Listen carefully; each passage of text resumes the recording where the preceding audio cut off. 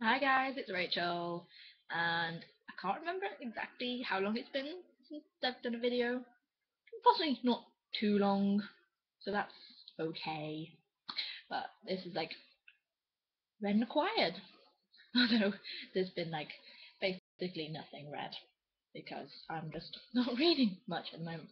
I um, finished over the weekend when I went home to my parents' house. I took The Will of the Empress by Tamora Pierce to finish. Well, I took it minus its dust jacket because it's just reading with the dust jacket on is a bit annoying. So I took it home and left the book home, and I've just now got to remember to take the dust jacket back next weekend or something. So there's that. And since my last video, I finally finished reading Night Spell by Leah Cypress. I didn't really enjoy it as much as I did Mistwood. Mistwood was kind of amazing. This kind of confused me a lot. There's still some things that I'm confused about, and it was just the POVs kind of changed at random points. And usually I was reading it quite late as well after a day at work when I'm tired, so stuff wasn't making much sense. But it was interesting, an intriguing kind of premise of the Ghostland. But yeah, not as I only gave it 3.5 out of 5 compared to whatever I gave Mistwood, which I can't remember, probably a 4, because I tend to give a lot of 4s.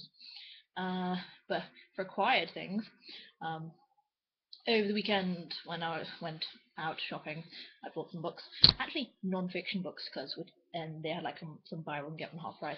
I also got this sort of languagey book from my boyfriend who's trying to teach himself Japanese, and I'm trying to see if I can absorb some just by process of proximity.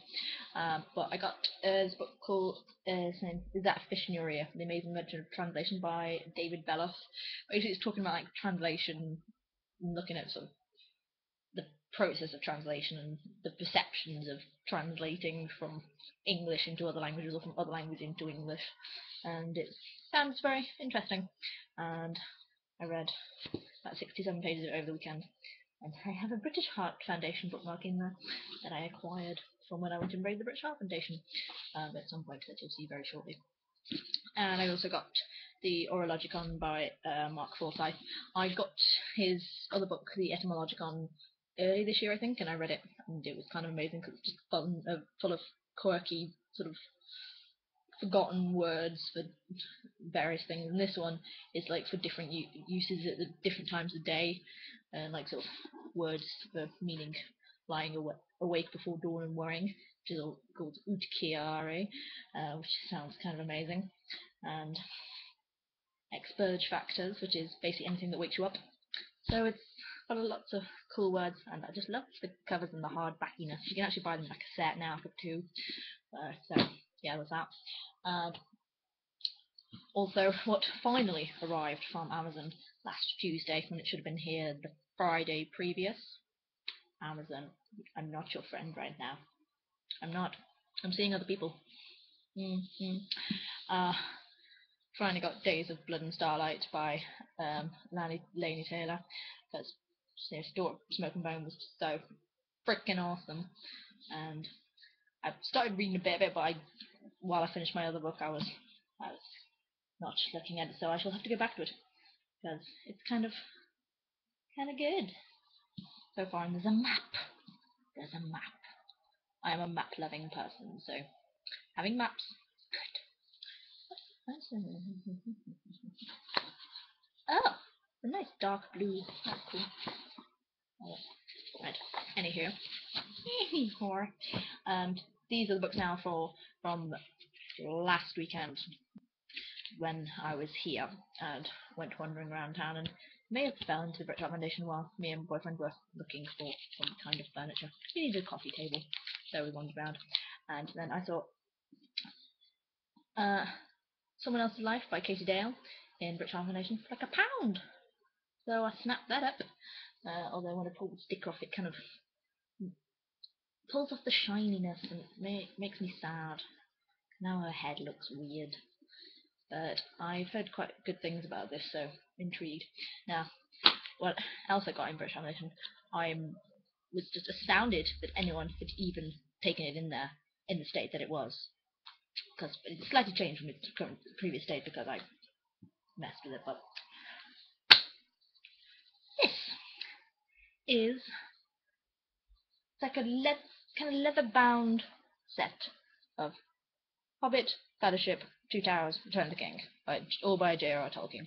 It is in a gorgeous sort of gold leaf embossy kind of leathery smelling set.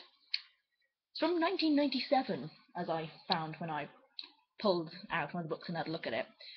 It was still in its plastic in the British Art Foundation store. Somebody had left this set in plastic for 15 years. What? And it should be retail price of £35.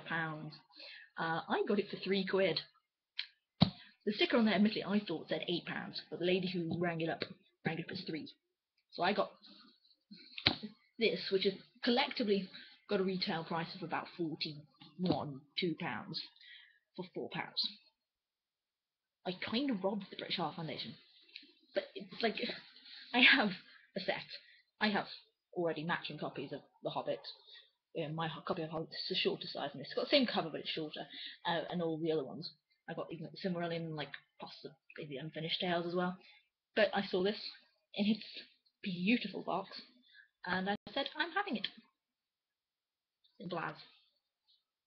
Gotta do it. Can't leave it. Can't leave it. And I need to reread The Hobbit anyway, and possibly Lord of the Rings, because The Hobbit's coming out soon.